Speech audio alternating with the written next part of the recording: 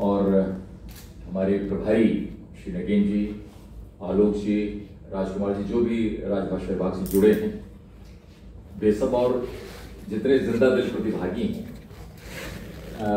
मैं सबको बताऊं कि बोलना एक कला है।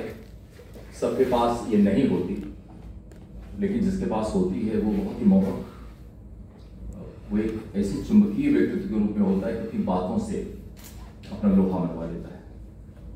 तो सभी लोग, पहली बात तो जो हमें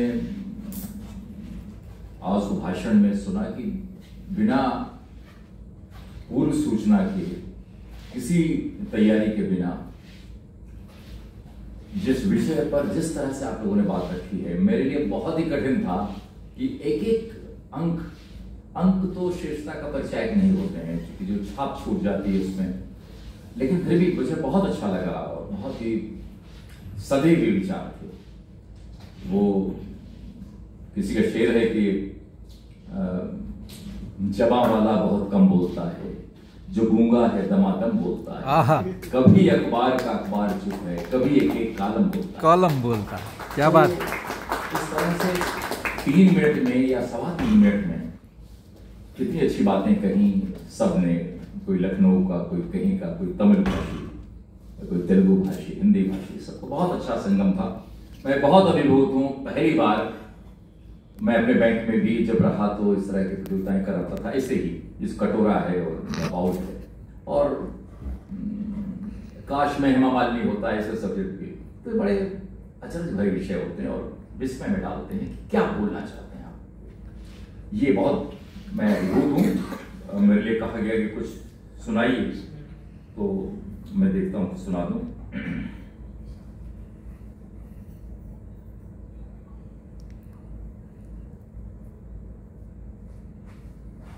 देखिए,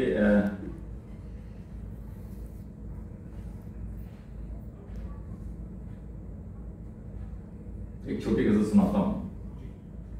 जो गजल गोई हो तो अच्छा है, जो गजल गोई हो तो अच्छा है, रूबरू कोई हो तो अच्छा है। जो गजल गोई हो तो अच्छा है, रूबरू कोई हो तो अच्छा है।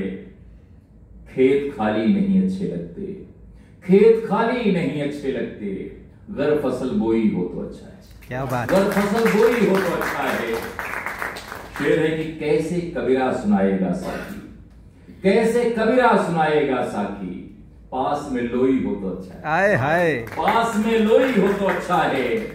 मत करो शोर जाग जाएगी, मत करो शोर जाग जाएगी, वेदना सोई हो तो अच्छा है। मत करो शोर जाग जाएगी, वेदना सोई हो तो अच्छा है। दरमिया कोई भी संशय न रहे, दरमिया कोई भी संशय न रहे, जो साफ गोई हो तो अच्छा है। क्या बात। जो गजल गोई हो तो अच्छा है, रूबरू कोई हो तो अच्छा है।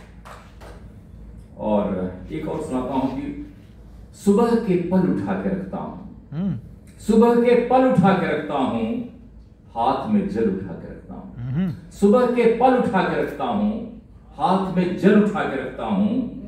मंत्र से मन को सींचता हूं मैं, पल ये विह्वल उठा के रखता हूं। मंत्र से मन को सींचता हूं मैं, पल ये विह्वल उठा के रखता हूं। बात में कितना दम है खुद देखो, एक चावल उठा के रखता हूं। क्या बात। बात में कितना दम है खुद देखो, एक चावल उठा के रखता हूं। मेरी पलकों पे कई मौसम हैं, मेरी पलकों पे कई मौसम हैं। कांधे पे हल उठा के रखता हूं, कांधे पे हल उठा के रखता हूं। तुम सुनोगे तो भीग जाओगे, तुम सुनोगे तो भीग जाओगे। सर पे बादल उठा के रखता हूं। क्या बात। सुबह के पल उठा के रखता हूं, हाथ में जल उठा के रखता हूं। एक गजल और सुना देता हूं फिर मैं।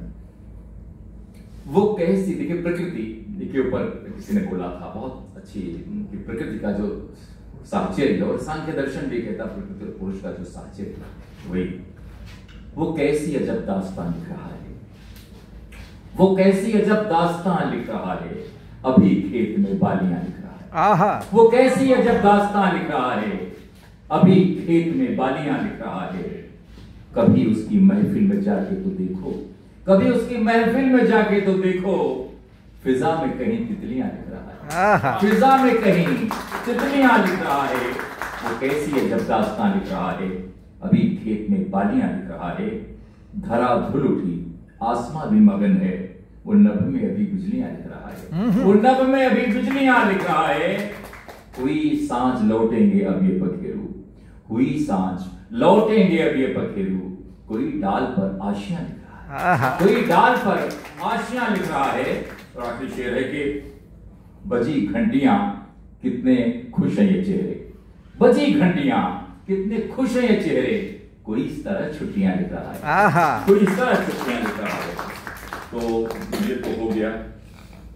और अब चाहते हैं कि आप धान उसके एक दो पसंद बस धान जहाँ आदरणीय वर्मा जी हैं अवध के हैं और मैं भी अवध का ही हूँ, तो ये संयोग मात्र है। और मैं अवध की धरती को प्रणाम भी करता हूँ। राम का नाता वहां से रहा है। और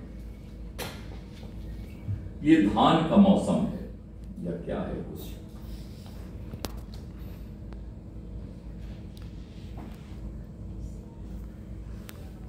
मुझको भेजा है सर आपने अभी, मुझको भेजा है, आप मेरा खोल लीजिए। जी जी, आपको धान का मौसम भेजा है? जी मेरे ख्याल से भेजा। अच्छा, वही जी जी।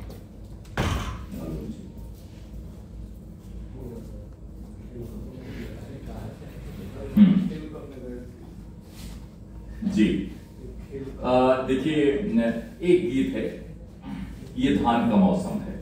और एक्चुअली धान का मौसम है भी कुछ धान के कंठ में दूध वगैरह बन रहा है।